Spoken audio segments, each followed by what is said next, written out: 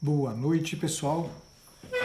Bem-vindos de volta àqueles que esperam sempre as lives de terça-feira da série Ser Homem, Arquétipos da Masculinidade. Deixa eu só colocar o nome do personagem sobre o qual nós vamos falar hoje, para que todo mundo que chegue aí saiba de quem estamos falando. Sejam bem-vindos. Me avisem, por favor, se estão me ouvindo bem, me vendo bem. Se houver aí alguma dificuldade, por favor, façam-me saber. Ei, Rebeca, bem-vinda, bem-vindo todo mundo que está chegando. Olá, ei, tudo bem? Salve, salve. Ótimo. Vocês estão me ouvindo bem, pessoal? Vocês estão me vendo bem, me ouvindo bem? O sinal aqui para mim tá bom, por incrível que pareça. Ok, obrigado. Vamos lá, vamos trabalhar. Nós hoje vamos falar deixa eu só introduzir, porque tem algumas pessoas que pode ser que estejam chegando pela primeira vez e talvez não saibam do que se trata a proposta dessas lives de terça-feira, nas quais eu tenho falado aí de alguns arquétipos da masculinidade. A proposta, para aqueles que estão chegando, é ir enfrentando aos poucos, né, conhecendo aos poucos alguns personagens bíblicos, personagens da mitologia, personagens da literatura, que normalmente personagens masculinos, né? A totalidade destes personagens serão sempre masculinos, que por sua vida, por seu exemplo, pelas características da sua história, da narrativa que gira em torno deles, permitem-nos, aos homens em especial, entender um pouquinho alguns traços da masculinidade, um conjunto de possibilidades. Um arquétipo é fundamentalmente isto, é um conjunto de possibilidades que se nos apresenta como possibilidade para um amadurecimento. Então, né, a gente precisa entender um pouquinho, dizer, onde estão, né, as características, quais são as características que definem, né, e ajudam-nos como homens a viver melhor a nossa masculinidade.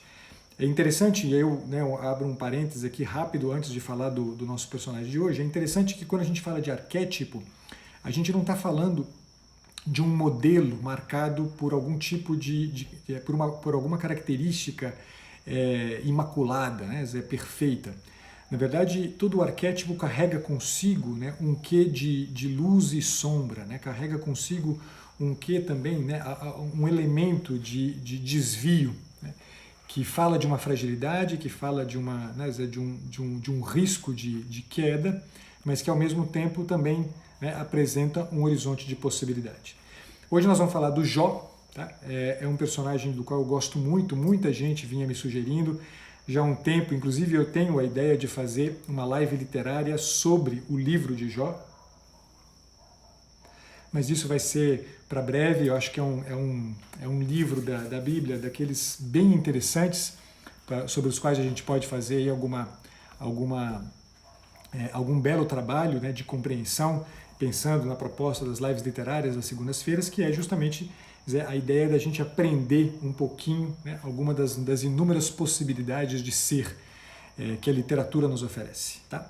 Mas vamos lá, eu vou fazer aquela dinâmica que vocês já conhecem dessas lives de terça-feira. Elas tendem a ser mais sucintas, tá? Eu sei que normalmente eu não consigo ser tão sucinto quanto eu gostaria, sobretudo agora que eu já gastei 5 minutos fazendo uma introdução apenas, mas a ideia é que a gente seja bastante preciso, né? Bem cirúrgico mesmo, apresenta o personagem, alguns traços arquetípicos que eu gostaria de valorizar mais, e em seguida, né, a gente tenta fazer alguns paralelos, traçar alguns paralelos. É sempre a dinâmica dessas lives de terça-feira. Vou respeitar esse mesmo padrão que eu já venho fazendo com vocês. Tá? Vamos lá, começamos com a apresentação do personagem, que certamente, né, talvez, não sei quantos dos que aqui estão leram o livro de Jó, da Bíblia. É um dos livros sapienciais, é um livro poético, né, narra uma espécie de epopeia. Tá? A epopeia de um herói, né? O herói dessa epopeia é o próprio Jó. Tá? É um livro, o livro de Jó é um dos livros do Antigo Testamento e disse que é um dos livros mais antigos do Antigo Testamento. Tá? Então é um livro bastante significativo aí, se a gente for pensar na história do povo judeu. E eu até perdi o fio da meada, que eu tinha introduzido uma coisa aqui na minha cabeça, eu ia falar uma coisa, mas enfim, perdi o fio da meada, mas vamos lá. Apaga o cigarro e a gente segue. Vamos lá. Começamos falando um pouquinho do Jó. Me lembrei o que eu ia dizer. Certamente, não sei quantos dos que estão aqui leram, né, o livro de Jó, já tiveram a oportunidade de ler o livro de Jó, vale muito a pena, eu digo para vocês, mas eu tenho absoluta convicção de que todo mundo já usou a expressão o fulano de tal tem uma paciência de Jó, né? Ou seja, o Jó é um personagem que de alguma maneira participa do nosso imaginário, ainda que a gente não conheça, né, muito bem a história envolvida por trás deste herói, tá? E o que eu quero justamente hoje, né, para aqueles que não tiveram a oportunidade de conhecer a história do Jó, também, sobretudo, né, o que mais me interessa é que a gente entenda um pouquinho mais, né, onde é que está construída onde é que está construído o significado dessa expressão, né, fulano de tal, ou eu tenho uma paciência de Jó, tá? Eu acho que com a história do Jó vocês vão entender isso muito bem. Vamos começar eu gosto sempre de trazer isso, né, algumas questões do ponto de vista etimológico que ajudam a gente a também entender algo das características do personagem, né? Todos os personagens até agora, talvez com a única exceção do Pedro de Craon, que é um personagem da obra teatral do Paul Claudel, que eu apresentei, acho que foi o segundo ou terceiro das lives dessa série, todos eles eu tive o trabalho de trazer para vocês algo do significado do nome, tá? Da origem etimológica do nome. O nome Jó, né, ele tem aí algumas questões, sempre tem, né? Eu tenho falado um pouco disso também, né? Tem sempre algumas questões envolvidas aí, quer dizer, com a origem, onde é que está enraizada efetivamente a origem do nome, tá? Se a gente recorrer ao hebraico, né, a gente vai ver inclusive num trecho do num trecho do Êxodo capítulo 23, no versículo 22, aparece, né, no texto hebraico, aparece num determinado momento a palavra Yov, tá? Que é exatamente o mesmo nome, né, do livro de Jó e o mesmo nome do personagem dessa epopeia a qual eu pretendo me referir nessa live de hoje. De forma que a palavra Yov em hebraico, ela significa inimigo, né? Lá no versículo 22 do capítulo 23 do Êxodo, aparece a palavra inimigo. Se vocês forem lá no texto hebraico, vocês vão ver, né, grafada a palavra inimigo, grafada como Yov. Tá? Yov significa inimigo, significa aquele que é odiado, aquele que é perseguido. Né? E vem justamente de um verbo, né, o verbo Yav, que é o verbo perseguir, odiar, né, ser inimigo, né, tornar-se inimigo.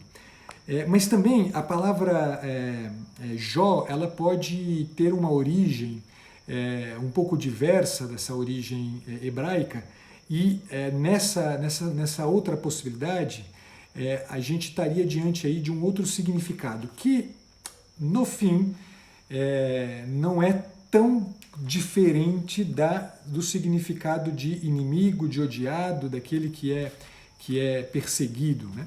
Que é a expressão, na verdade, Yov pode ser traduzido também por a expressão onde está o meu pai, tá? Porque de fato, se a gente for pensar bem, né, e aí eu recorro aqui à experiência de cada um de vocês, quando a gente faz a experiência de ser perseguido, de ser odiado, de ser expulso de uma situação na qual as coisas estavam todas bem, né? Em geral a gente faz exatamente, né? A gente se vê um pouco, talvez não com esta expressão exata, mas a gente se vê diante de um problema. Onde é que está meu pai? Né? Onde é que está aquele que me sustenta? Onde é que está aquele que é capaz de me guiar, de me orientar, de esclarecer minha vida, de dar uma direção para a minha vida? Tá? Então, de fato, a experiência de ser perseguido, de ser odiado, né, tem essa característica mesmo. Então, não é tão estranho que se possa traduzir a palavra Jó por, né, onde está meu pai? Né, como uma pergunta. Bom, isso aí, em linhas gerais, só para vocês entenderem, e é uma questão mesmo da etimologia da palavra. Falando ainda, antes de falar sobre a história, né, do Jó, e eu vou fazer um resumo, bem resumão mesmo, da história que está toda descrita aí nos 42 capítulos do livro de Jó, vale dizer que o Jó, ele meio que representa, muito analogamente, a própria figura do Cristo, né? do servo sofredor. Né? O Jó, ele é, né, o servo, o justo, o homem justo, reto, que sofre. E que sofre aparentemente sem razões. Né? Alguém me perguntava hoje no direct, né? Dizer, doutor, essa é uma questão. Né? A história do Jó me coloca sempre uma questão importante, que é justamente esta. Né? Por que, né, dizer, pessoas inocentes sofrem? Né? E a gente vai um pouco traçar um caminho por aqui. Eu não pretendo dar uma resposta pontual a esta pergunta que me fizeram no direct, apesar de eu ter convidado quem fez a pergunta para estar aqui hoje, para a gente poder falar a respeito disso, mas certamente eu tenho certeza que, conhecendo um pouco mais a estrutura e o arquétipo que está envolvido, a gente vai conseguir, cada um de vocês aí pessoalmente, começar a pensar numa resposta para esse problema, que não é um problema desimportante, né? É um problema muito significativo, tá? Sobretudo em tempos como os nossos. Então, antes de adentrar a história do Jó, vale só relembrar isto aqui, né? O Jó, a história do Jó, ela é uma história que é como se fosse um proto-Cristo, né? Ele muito facilmente a gente estabelece uma analogia com a história do Cristo. O homem justo, o homem sem pecado, que sofre, né? Sofre sem razões. É verdade que a analogia para aqui, né? Porque Jó, apesar de sofrer sem razões, ele não faz a experiência de entrega que Cristo fez, né? De uma entrega gratuita de si mesmo, né? De um amor que é caracterizado por dar a vida pelo bem daqueles que ele ama. Mas, de qualquer forma, né, eu queria trazer isso aqui para vocês. Bom, vamos lá. O livro de Jó começa contando justamente quem é Jó, tá? E ele é exatamente isso. O primeiríssimo capítulo fala disso, né? Era um homem justo, né, diante de Deus, um homem que, além de tudo, ele por conta talvez dessa justiça, né, não fica claro, mas o paralelo é muito claro, muito evidente, por conta dessa justiça, é um homem que teve sucesso. Vamos usar uma palavra aqui que não é a palavra mais adequada, né, para o contexto histórico que nós estamos nos referindo, mas é um homem que teve sucesso. Né? Ele teve 7 filhos, teve 3 filhas, era casado com a sua primeira mulher chamava-se Tidos. Isso segundo, na verdade, o texto bíblico não traz o nome dela, tá? Da primeira mulher, não traz, salvo engano, sequer o nome da segunda mulher, não me lembro mais, posso estar enganado, mas acho que não traz o nome da segunda mulher do Jó. Além disso, desses 7 filhos, dessas 3 filhas, ele tinha grandes posses. Né? Eu vou ler aqui para vocês o que está lá. Né? No primeiro capítulo do livro diz o seguinte, olha, ele tinha 7.000 ovelhas, um rebanho de 7.000 ovelhas, 3.000 camelos, 1.000 juntas de bois e 500 jumentas, além de muitos servos. Então, era um homem que tinha tido sucesso e vivia num lugar, né, que, inclusive, é difícil da gente estabelecer hoje algum tipo de correlação, né, com a realidade geográfica. Então, na verdade, o Jó não é um personagem real, né? Se discute se é ou se não é, mas é evidente que é uma epopeia, que é um herói e que é um livro, né, com características sapienciais, né, de uma poesia épica, efetivamente, e que, portanto, tem muito mais um caráter de sabedoria, de ensino de alguma coisa, do que propriamente um livro que tenha a perspectiva de uma narrativa histórica, a vida, efetivamente. Então, o próprio lugar onde vivia Jó é um lugar que não existe, é um lugar que é paradisíaco, perfeito, no qual podia existir um homem justo, perfeito e reto, né, como era Jó, e que teve, né, o resultado por essa vida reta e essa vida justa que viveu. Ele, certamente, né, com toda essa posse, com esses filhos, com essa família que ele tinha, ele era certamente um dos homens mais importantes, um dos homens mais ricos, né, o homem mais importante, o maior homem do Oriente, né, naquele momento em que o livro foi escrito. E aí a história começa, né? Então, num determinado momento a história passa então pela seguinte cena, né? Os filhos de Deus, né, resolvem se apresentar para Deus, e entre eles se apresenta também o diabo, né? E o Satanás. Satanás chega lá, porém, esbaforido, né? Porque ele tinha percorrido a Terra, né? Tinha percorrido a Terra e tinha tido contato, né, com aquilo que Deus havia feito. E então, né, Deus se volta para Satanás, que fala, né, que tinha percorrido a Terra e tal. Deus se volta para Satanás e pergunta para ele, né? Diz o seguinte, as palavras são essas: notastes porventura o meu servo Jó, que ninguém há na terra semelhante a ele, homem íntegro e reto, que teme a Deus e se desvia do mal, né? E nisso, né, o Satanás então vira para Deus e fala assim, mas aí é fácil, né? É fácil que ele não se desvie com a vida que o Senhor deu para ele, né? Até eu não me desviaria, né? E aí, né, Deus vira para ele e fala assim, tá bom, então se você quer de fato, né, provar a integridade do meu servo Jó, eu deixo você fazer com ele o que você quiser, né? E aí, né, ao longo de alguns capítulos, né, essa cena se repete algumas vezes, o Satanás vai então, né, destituindo Jó de tudo aquilo que ele possui, né? Ele perde os rebanhos, ele perde os servos, ele perde os filhos, né? E por fim, a própria mulher, diante de todo esse conjunto de perdas, né? A própria mulher um dia pede para ele, então, para blasfemar contra Deus, né? E ela acaba morrendo, né? Ela acaba morrendo e em seguida isso, o Satanás, além de tudo, não contente com tudo que havia feito e sobretudo não contente com a posição que Jó desde sempre, cada vez que as coisas aconteciam, cada perda, cada desengano pelo qual ele passava, ele sempre respondia da mesma forma, com a mesma retidão, com a mesma integridade.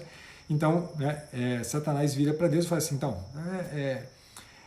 eu tenho certeza que se a gente mexer na carne dele, aí sim ele vai sucumbir, né? E, mais uma vez, Deus deixa e permite que o diabo faça com Jó algum tipo de mal, né? E nesse caso aqui, um mal contra o próprio Jó, que então adoece, né? Se enche de pústulas, se enche de feridas na pele, etc. Então é aí mais ou menos o cenário no qual a coisa se passa. E já, né, tendo perdido tudo, nu, absolutamente nu, chegam então 3 amigos de Jó. Eu anotei o nome deles aqui em algum lugar.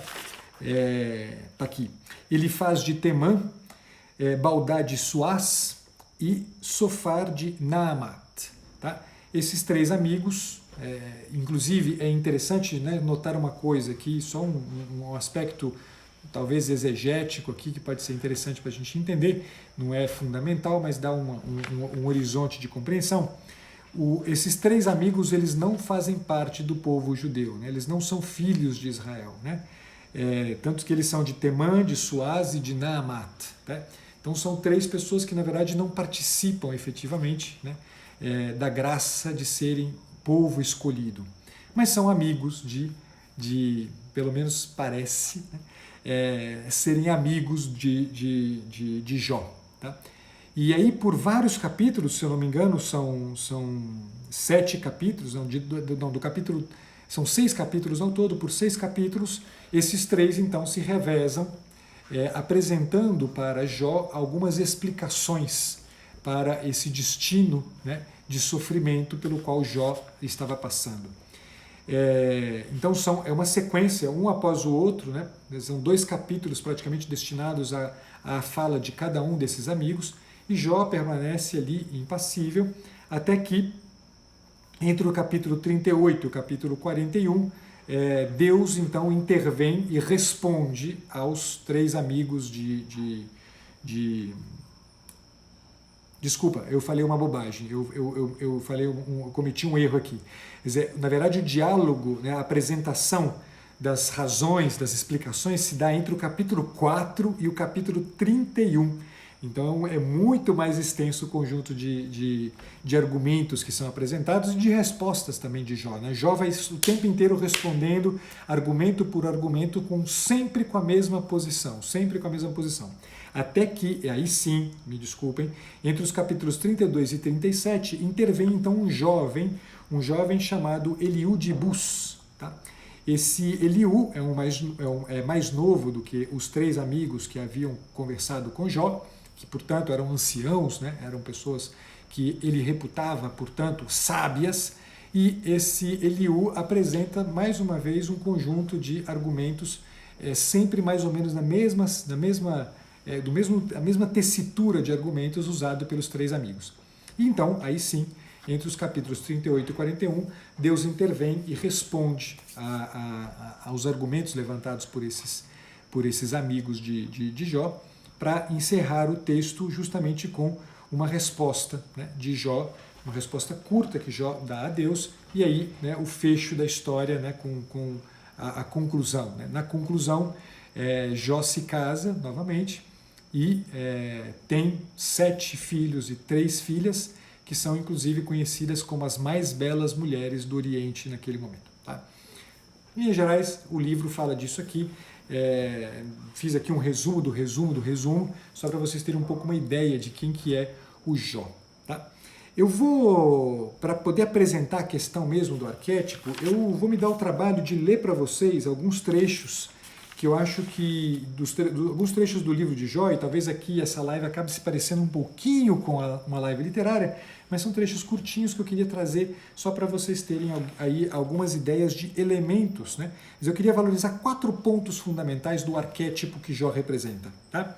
E são pontos que estão muito interligados e praticamente eles compõem uma coisa só, uma linha de raciocínio só, tá? Mas que eu acho que é interessante valorizar os 4 pontos isoladamente.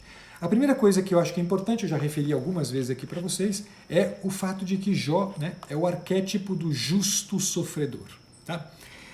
O que é o justo sofredor? E aqui é interessante a gente pensar numa coisa. Né? No imaginário de praticamente todos nós, né? E por isso soa tão estranho a gente estar diante de um justo que sofre.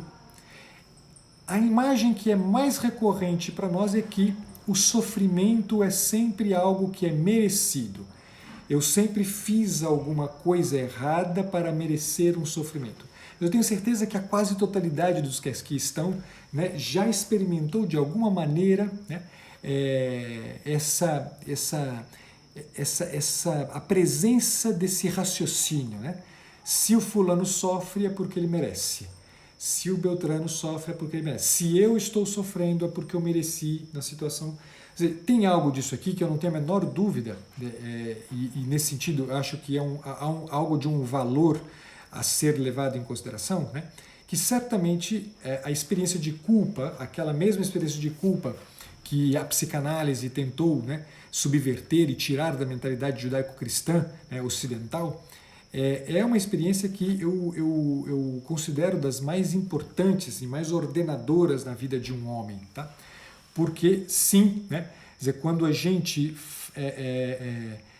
faz a experiência de culpa mais do que a experiência de vergonha, a gente tem a possibilidade de dar um passo corretivo, um passo de acertar o caminho desviado. Tá? Mas aqui é interessante, né, chamar a atenção para o fato de que não, né, nem sempre o sofrimento é merecido. Né, e o homem, e aqui eu falo agora da figura do homem sobretudo, tá? Eu não quero com isso dizer que mulheres não possam passar por uma experiência tão dramática ou de tanto sofrimento quanto esta. Mas eu quero chamar a atenção para o fato de que estamos aqui, neste caso, tratando justamente da forma como o homem experimenta o sofrimento quando ele é o sofrimento aparentemente injusto. Um sofrimento que nos chega tendo vivido retidão, tendo vivido a retidão, tendo vivido de forma íntegra, tendo vivido com justiça. Tá? No mais das vezes, né, o que acaba acontecendo com a gente? A gente tem um de 2 movimentos. E eu quero falar agora de um movimento negativo, que é o movimento que normalmente a gente mais vê acontecendo, que é justamente aquela ideia de que se o sofrimento me chega tendo eu vivido retamente, significa que não há esperança alguma. E de fato, homens que vivem o sofrimento dessa forma são homens que, de uma certa maneira, desesperam. Então, qual é o movimento e o que o justo sofredor Jó ensina para a gente como modelo arquetípico que é? Ensina para a gente que o ponto de sustentação da experiência nossa na vida diante do sofrimento não pode ser a nossa capacidade, não pode ser a nossa retidão de posicionamento, não pode ser um certo virtuosismo ao qual eu me apliquei e que eu concebo como sendo meritório, não de sofrimento, mas de aplauso, de glória, de honradez.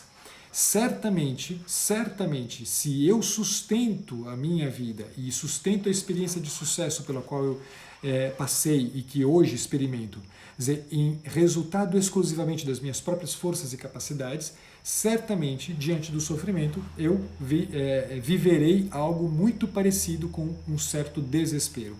Desespero que, por outro lado, não está presente na figura arquetípica representada por Jó. A gente lê ao longo de todo o livro um homem que sofre, um homem que sente dor, um homem que fica triste, um homem que se decepciona, mas a gente não vê um homem que desespera. Em momento algum você vê um Jó desesperado.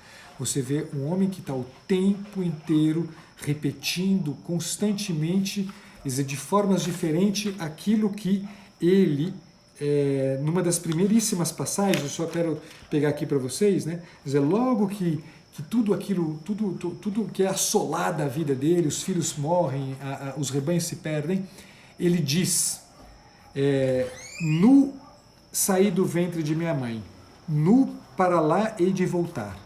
Bendito seja o nome do Senhor. Ou seja, é um homem que tem o tempo inteiro um ponto sobre o qual ele se sustenta. Ele sabe que a sua vida não é garantida pela sua capacidade. Então, o primeiro ponto importante. O segundo ponto que eu queria valorizar, e vocês vão ver que tem íntima relação com isso, e, portanto, é quase uma complementação disso, é que Jó é o homem hostilizado, é o homem que é o inimigo, que é odiado, que não é querido, e ele faz essa experiência até o ponto de dizer onde está meu Pai, onde está Deus, ou na expressão do próprio Cristo, Eloi, Eloi, lama sabachthani, dizer, Senhor, Senhor, meu Deus, tu me abandonastes, por que me abandonastes? Dizer, é a mesmíssima experiência está em jogo aqui. É o homem hostilizado, o homem que é inimigo, e que, no entanto, o Jó é o cara que, no entanto, ele continua agindo com retidão. Ele não muda a postura, ele é firme. Ele não é firme ao ponto de quebrar, ele é firme ao ponto de se dobrar. Se dobrar o tempo inteiro à evidência de que a retidão é tudo que lhe resta como homem. A experiência do abandono, de uma hostilidade, que parece que todos estão contra você, é uma experiência que, se te afeta ao ponto de te derrubar, certamente mostra a tua ausência de convicções, a tua falta de convicções, quer dizer, a tua falta de enraizamento. Jó é um homem que tem o próprio ser enraizado não no sucesso, é um homem que tem o próprio ser enraizado não na quantidade de jumentas, de camelos, de ovelhas, de servos e de filhos que tem. Ele é um homem que tem o próprio ser enraizado na convicção, na certeza de que, repito para vocês, nu eu saí do ventre de minha mãe e nu para lá voltarei. Bendito seja o nome do Senhor. Quer dizer, esta convicção de que o nome do Senhor, de que aquele que é o solo consistente, estável, sólido de sua vida, não é a sua fama. Fama esta que, aliás, é frágil, é frágil como as folhas soltas de uma árvore. dizer, o vento leva, né? As folhas secas de uma árvore, o vento leva. Então, esse segundo elemento, né, diz para a gente dessa coisa importante, né? Quer dizer, aquilo a que eu me referia no primeiro ponto, né, de característica arquetípica, o que experimenta um sofrimento não merecido é alguma coisa que só é possível se eu tenho uma convicção, se eu tenho um princípio claro sobre o qual eu me sustento e para onde eu levo a minha vida. Quer dizer, se esse princípio se afasta por um instante que seja, eu vou me levar pelo primeiro vento, né, de desespero que assolar a minha vida. Então, segunda característica arquetípica de Jó, para a qual eu queria chamar a sua atenção. A outra coisa aí, de novo, eu digo para vocês, né, um ponto está ligado ao outro, né, esse terceiro elemento é justamente um elemento que eu gosto muito. Eu disse para vocês que ia ler alguns trechos aqui, mas eu estou vendo que o tempo está passando, e então eu vou deixar para ler depois um trecho no final que eu queria muito ler para vocês, então estou abandonando aqui a minha perspectiva, porque eu estou vendo que o tempo está passando. A terceira característica que eu queria chamar a atenção é exatamente algo que está vinculado à experiência da misteriosidade do sofrimento experimentado por Jó. Se vocês prestarem atenção, né, dizer, Jó o tempo inteiro ele não sabe por que está sofrendo, né? Quer dizer, tanto que os três amigos, né, com todas as aspas do mundo que aparecem para convencer, né, Jó, são pessoas que vão julgando, né, para cima de Jó o argumento segundo o qual, no fundo, ele é culpado, né? Quer dizer, ele merece tudo aquilo. E, no entanto, Jó não arrasta o pé, não arreda o pé e mantém a convicção de que, não, este sofrimento, por mais que eu não o entenda, ele não é um sofrimento que eu mereço. Ele não é um sofrimento que é resultado de uma ausência, de uma falta minha, de um erro meu, de um descuido meu. Apesar de saber que sou limitado, apesar de saber que sofro e que me decepciono, eu sei que agi retamente. O sofrimento, esse sofrimento misterioso, né, que é o terceiro ponto que eu queria trazer para vocês, é um sofrimento que inúmeros de nós já experimentou na própria carne ou já viu acesa dentro de si, dizer, queimando dentro de si a pergunta: por que este sofrimento? Por que estas pessoas inocentes sofrem? Por que essa criança com câncer? Por que aquela tragédia? Quer dizer, todo mundo já se fez essa pergunta.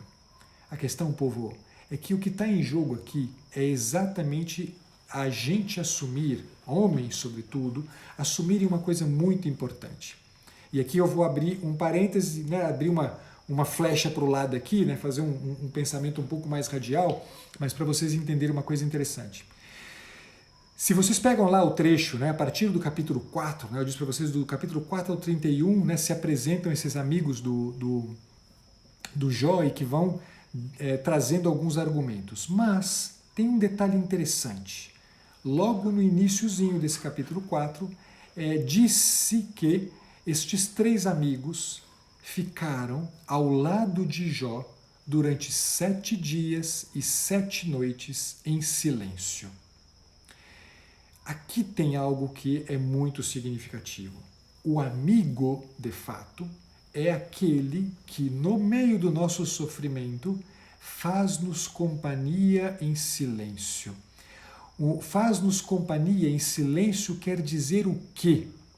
É que ajuda a guiar, a orientar a nossa atenção, a guiar o nosso olhar para o rumo certo, a guiar o nosso olhar para a posição intencional de consciência certa.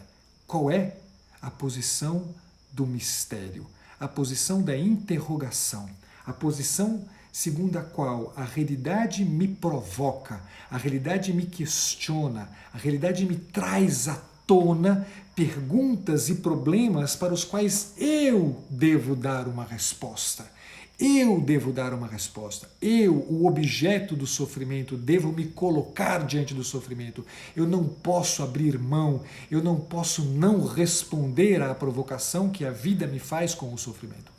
O bom amigo não é aquele nem que te tira do sofrimento, te levando para tomar uma cerveja, te levando para assistir a um filme, te levando para gandaia. O bom amigo é aquele que te acompanha no silêncio, em silêncio diante do teu sofrimento. Homens, vocês sabem disto. Vocês sabem o quanto é fundamental a manutenção em vocês reta, a manutenção firme daquele movimento de retidão, segundo o qual eu não posso me abrir mão dos princípios dos quais eu estou convicto.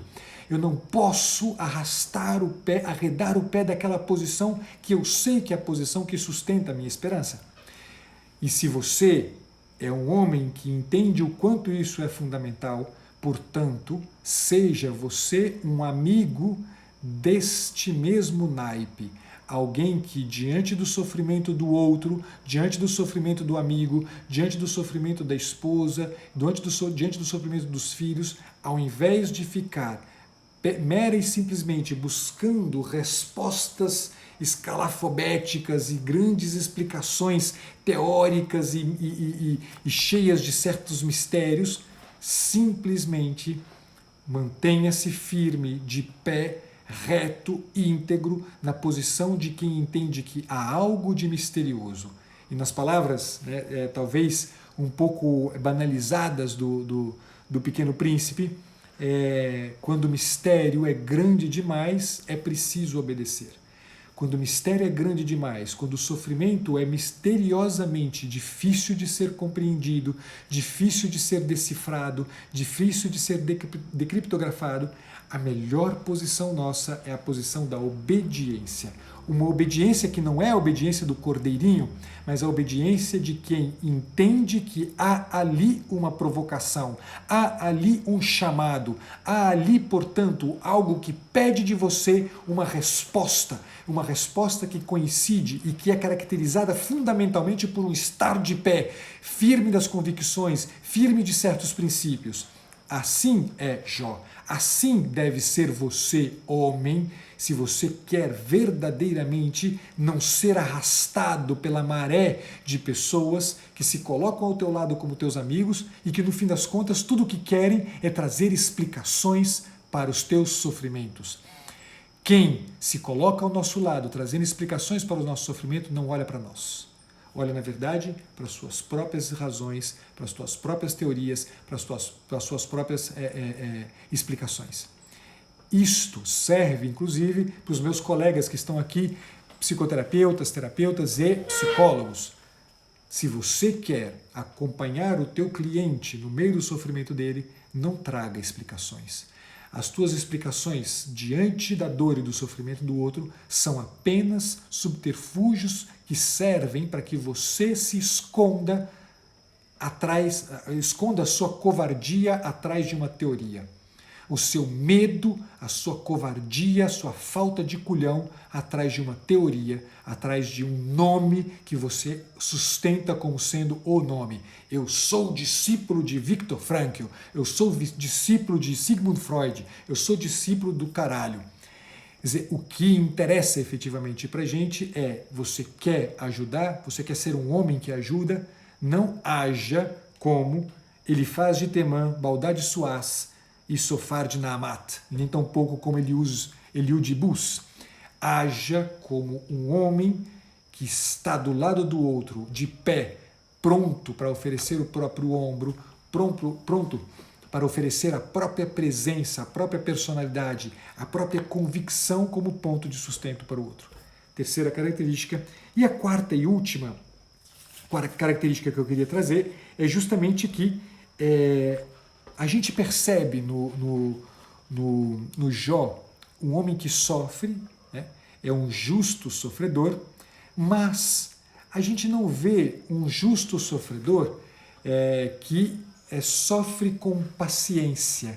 Estranho, porque na maior parte das vezes a gente refere Jó, né, como o cara da paciência, né? E a paciência é justamente o quê? Aquela capacidade de sofrer né? É uma leitura grosseira, evidentemente grosseira, mas é só para vocês entenderem algo que recorrentemente aparece por aí. Quer dizer, a capacidade de sofrer, lê-se, entende-se paciência como a capacidade de sofrer com a cara boa, né? Eu estou sofrendo, mas ninguém precisa saber que eu estou sofrendo. Beleza. Mas não é isso que acontece com Jó, né? Jó, né, é um homem que sofre, ele é um justo sofredor, mas ele experimenta e admite que experimenta a ira, a tristeza, a decepção. Ele experimenta um desespero em um determinado momento. Quer dizer, ele admite que isso está presente. E é só porque ele admite que passa por ele sentimentos contraditórios, é só porque ele admite, portanto, que ele não é alguém que se sustenta por força de um virtuosismo falso, de uma virtude fingida. É exatamente porque ele reconhece o seu próprio limite que ele consegue, portanto, ver transformadas esta ira, essa tristeza, essa decepção, esse desespero, ver transformados estes sentimentos todos de uma maneira tal que, de repente, ele se vê como alguém que está capacitado a reconhecer o mistério de Deus. Se ele não admite o próprio limite, ele inevitavelmente, qualquer um de nós, qualquer um dos que está aqui sabe dizer muito bem isto, cada vez que a gente nega em nós o sentimento que nos assola, é exatamente neste momento que a gente se coloca, portanto, como uma espécie de super-homem capaz de enfrentar tudo sozinho. É esta natureza de fragilidade, a admissão, né, da própria fragilidade, é que permite a gente se dobrar ao invés de se quebrar. Se dobrar diante do mistério e entender que há na dor, há no sofrimento, este sofrimento que eu experimento como decepção, este sofrimento que eu experimento como uma tristeza que me rasga o coração, há nisto algo de misterioso que eu não entendo e que eu peço a Deus para entender. É impressionante porque o resultado disso se apresenta muito claramente lá no finalzinho do livro de Jó, no capítulo 42, e eu vou ler 2 trechinhos aqui para vocês, eu já extrapolei, agora paciência, seja o que Deus quiser. Lá no finalzinho, né, do capítulo 42 já, o Jó, depois que o Senhor, né, responde aos seus 3 amigos lá, né, seus 3 muito buenos amigos, depois que Deus apresenta, e eu quero ler um trechinho desse argumento que o Senhor apresenta para os 3 amigos de Jó, Jó então responde para o Senhor uma coisa muito interessante e é muito significativa diante desse quarto ponto ao qual eu queria me referir com vocês. Ele diz o seguinte: eu abordei, sem sabê-lo, maravilhas além de mim, que eu não entendia. O que isso está em jogo? Olha que coisa impressionante. Jó não buscou explicações. Jó estava apenas convencido. Jó estava apenas certo de que havia naquilo ali algo que ele não compreendia, mas que certamente poderia fazê-lo dizer com todas as letras: bendito seja o nome do Senhor. Esta era a única convicção de Jó. Ele não estava convencido do seu sucesso, da sua potência, da sua capacidade de gerar filhos e filhas e de ter jumentos e cabras e ovelhas. Ele estava certo de uma única coisa: o nome do Senhor é bendito. O nome do Senhor é um nome que traz bênção. É um nome que traz a possibilidade de uma vida marcada pela bem-aventurança, pela alegria, pela bênção. Esta era a única convicção de Jó. Ele não entendia absolutamente nada. E ele, sem precisar entender, abordou maravilhas além dele mesmo, maravilhas que ele não entendia. Maravilhas que têm um pouco essa característica, e é o último trecho que eu queria ler para vocês. E eu termino aqui, porque eu acho que eu já falei mais do que o Homem da Cobra, mas vamos lá para terminar esse negócio aqui.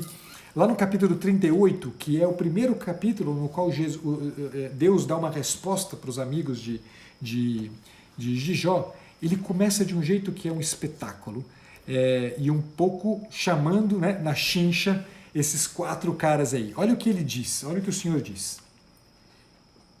Então o Senhor, no meio da tempestade, respondeu: quem é este que obscurece o meu projeto com palavras insensatas?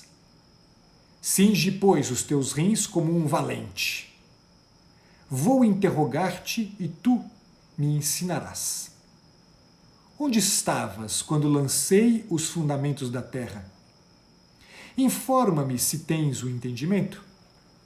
Quem lhe deu as medidas, se sabes? Ou quem estendeu o cordel sobre ela? Onde se encaixam suas bases? Ou quem assentou a sua pedra angular? Enquanto aclamavam em coro os astros da manhã e jubilavam todos os filhos de Deus. Quem fechou com as portas o mar, quando ele irrompeu como se saísse das entranhas, quando eu lhe dava a nuvem por vestido e o envolvia de escuridão como de fralda?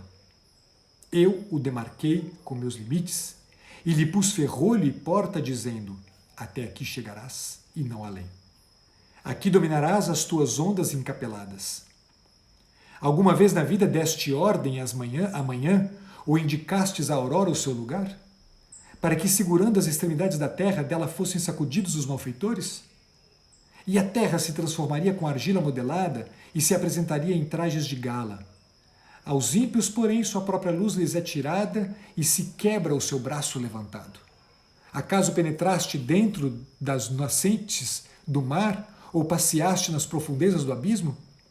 Foram-te franqueadas as portas da morte? Ou viste os umbrais da terra? Das trevas, desculpa. Examinaste a extensão da terra? Informa-me se sabes tudo. Em que direção habita a luz e qual é o lugar das trevas? Então conduzirias cada coisa a seus limites e conhecerias os acessos para a morada de cada um. Deverias sabê-lo, pois já tinhas nascido e é grande o número dos teus anos. Acaso entraste nos depósitos da neve ou examinaste os reservatórios do granizo que guardo para o tempo da angústia, para os dias de guerra e de batalha? Por que caminho se espalha a luz ou se difunde o vento quente sobre a terra? Quem deu saída para o aguaceiro torrencial e uma rota para o relâmpago trovejante, para que chova sobre a terra despovoada e no deserto, onde nenhum mortal habita, inundando a região inacessível e desolada, fazendo brotar erva na estepe? Quem é o pai da chuva? Quem gerou as gotas do orvalho? Do seio de quem saiu o gelo? E quem gerou a geada que cai do céu? A água se endurece como pedra e se torna sólida a superfície do abismo. Acaso podes atar os laços das Pleiades ou desatar as ondas do Órion? Podes fazer sair a seu tempo os signos do zodíaco ou guiar a constelação da Ursa com seus filhotes? Conheces as leis do céu e determinas sua influência na terra? Basta-te levantar a voz para a névoa, a fim de que te cubra uma torrente de águas? Acaso lanças os raios e eles correm e te dizem: aqui estamos? Quem pôs sabedoria nas entranhas do íbis ou deu inteligência ao galo? Quem pode contar as nuvens com sabedoria e quem entorna os odres do céu, para que o pó se derreta em lama e os torrões se aglutinem? És tu quem caça a presa para a leoa ou sacia a fome dos seus filhotes, quando se recolhe nos seus covis ou se põe de emboscada nas cavernas? És tu quem prepara ao corvo o alimento, quando os seus filhotes gritam para Deus, vagueando por não terem comida? E por aí segue, no capítulo 39, segue a sequência de perguntas, dizer que só por esse primeiro gostinho, e vocês precisam de verdade ler este livro, só por esse gostinho aqui vocês entendem, dizer, o tipo de posição que a gente precisa assumir. As perguntas que Deus faz são perguntas que ajudam a nos entender uma coisa. Temos um lugar. Sob o orbe temos um lugar. E o nosso lugar é sob o orbe e não sobre o orbe. O nosso lugar é abaixo e é um lugar de quem se deixa provocar e não um lugar de quem dá respostas.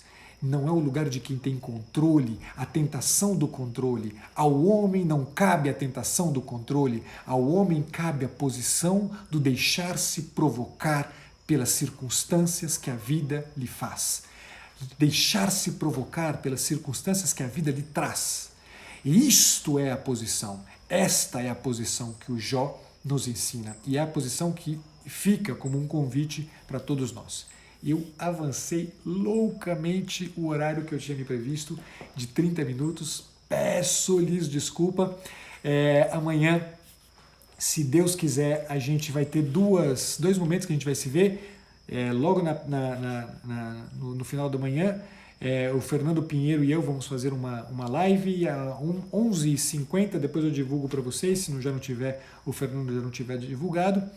E depois à noite a gente faz as lives de quarta-feira, lives de desenvolvimento. Espero conseguir aí amanhã trazer para vocês um fecho daquela questão sobre a maturidade, que já tem um tempo que eu estou querendo encerrar ela com vocês. Amanhã a gente encerra para começar na semana que vem um novo tema. Povo, brigadíssimo. Eu vi que muita gente perguntou. Estas lives, agora não sei por que o Instagram está fazendo isso, não sei se é um problema comigo, se é um problema com todos os demais. As lives não ficam mais salvas 24 horas nos stories e só me é dada a opção de deixá-la salva no IGTV.